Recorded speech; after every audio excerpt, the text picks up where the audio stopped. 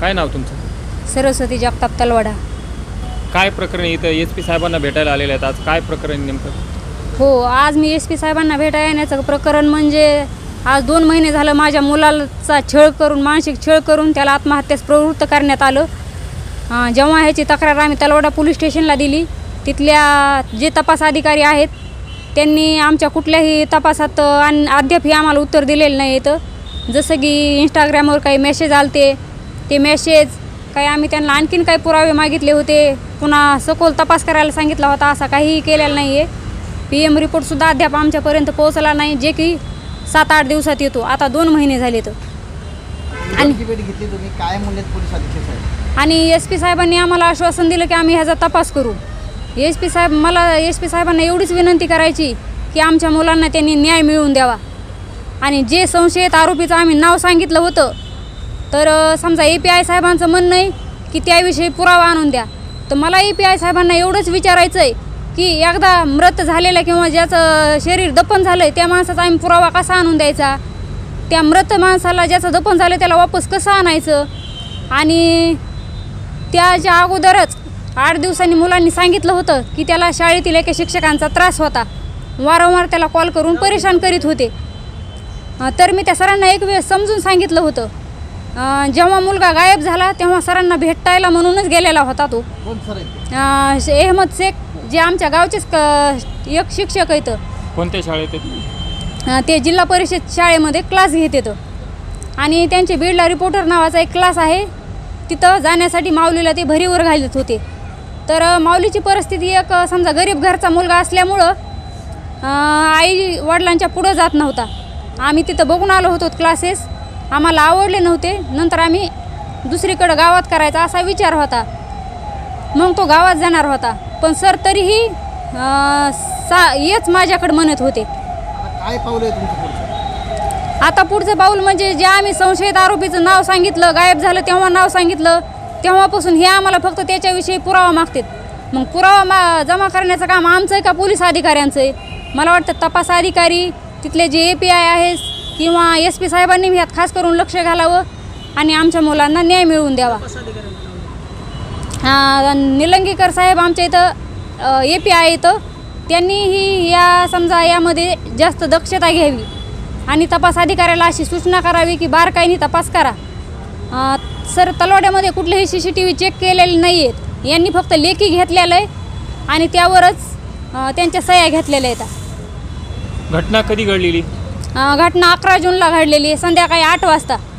मुलगा संध्याकाळी 8 वाजता मेडिकल आणायला म्हणून गेला आणि दुसऱ्या दिवशी 12 वाजता 1 वाजता मृतदेह विहिरीत आढळला. तेव्हा मुलांनी जाताना एकदम नॉर्मल होता, त्याला काही टेन्शन असं काही वाटत नव्हतं. पण तो जाताना सरांनाच भेटायला असं सांगितलं होतं. मग सरांना आम्ही 9:30 वाजता फोन लावला मी, तर सरांनी सांगितलं माझ्याकडे आला नाही. तेव्हा माझा सरांवरचा संशय वाढला की सर आधी ह्याला त्रास देत होते, खोटं बोलतेत. तर 11 वाजता पहिला मेसेज आला आम्हाला. तेव्हा मी पोलीस प्रशासनाला सुद्धा जाग आणण्याचा प्रयत्न केला की हा मेसेज आला, या मेसेजमुळं माझ्या मुलाला धोका आहे, तुम्ही यंत्रणा वाढवा आणि होईन तितक्या पटकन त्याला जित्त सापडण्याचा प्रयत्न करा. तरीही गावातल्या तलवाडा इथल्या पोलीस स्टेशनच्या अधिकाऱ्यांनी कुठलीही तक्रार घेतली नाही. त्यांनी तक्रार घ्यायलाही 12 तासाचा वेळ मागितला. आणि दुसरा मेसेज, त्याचा मृत्यू मेसेज येऊन आल्यानंतर ते मग बघायला आले. म्हणजे एकंदरीत हा जो घटनाक्रम आहे याच्यामध्ये मुलाने आत्महत्या केली की घातपात झाला असं तुम्हाला काय वाटतं? मुलांनी आत्महत्या केली की घातपात, याचा संदर्भ असा आहे की मुलांनी आत्महत्या करण्यास प्रवृत्त केलं. त्याला मुलगा लहान होता 16 वर्षाचा. कोणी केलं आत्महत्येस प्रवृत्त? शिक्षकांनी. सर, माझं तर पूर्ण खात्री आहे की त्यांनी आधीही शिक्षकांविषयी सूचना दिली ना. आई मला सर वारंवार फोन करते, त्रास देत येतं, चलच म्हणते. पुन्हा सरांनी त्याला असंही सांगितलं होतं जणू की तू चल माझ्याकडे, आईला सांगू नको. मग जेव्हा तो 8 वाजता गेला आणि फोन आला नाही आणि 11चा मेसेज आला, तेव्हा एक समजा मला असं वाटलं की सर ह्याला त्याच्या क्लासेसवर घेऊन जाते आणि नंतर सांगते मला की मी तुमचा मुलगा आणला आहे म्हणून. तसं काही झालं नाही. तर दुसऱ्या दिवशी मुलाची बॉडी सापडली. तलवाडा पोलिसांनी जो आजपर्यंत तपास केलेला आहे त्या तपासावर आपण समाधानी आहात का? नसाल तर नेमकं काय? नाही, तलवाडा पोलिसांनी जो तपास केला आहे त्याच्यात फक्त त्यांनी मेसेजचा तपास केला आहे, जो की आमच्या मोबाईलहून आहे. आणि तो मेसेज समजा आम्हाला आधी जाणवत होतं की ह्याला मानसिक त्रास दिल्यामुळं तो मेसेज टाकून गेला असावा, पण त्या मेसेजचंही सर अर्ध सत्य, एका मेसेजचंच त्याने आम्हाला हे दिलं आहे ना, दुसऱ्या मेसेजचं काही पुरावा दिलेला नाही आहे. आज या ठिकाणी SP साहेबांना भेटलाच, SP साहेबांनी नेमकं काय आश्वासन दिले आपल्याला? SP साहेबांनी आश्वासन दिलं आहे की आम्ही तपास करू, सांगू काय आहे ती, पण मला वाटतं SP साहेबांनी तात्काळ त्या माणसाला ताब्यात घ्यावा आणि तपास करावा, कसून चौकशी करावं, कारण कसून चौकशी केली तरच तो शिक्षक, आरोपी म्हणण्यापेक्षा शिक्षक, मी खुद नाव घेते त्यांचं, शिक्षक तोंड उघडतील आणि माझ्या मुलाला न्याय मिळेल. सरांनी असं काही कालावधी दिलाय का इतक्या दिवसात वगैरे आम्ही काही त्याचं तपास लावू म्हणून? सरांनी कुठलाही कालावधी दिलेला नाही, फक्त तपास लावू म्हणजे फक्त तात्पुरतं उत्तर दिलेले.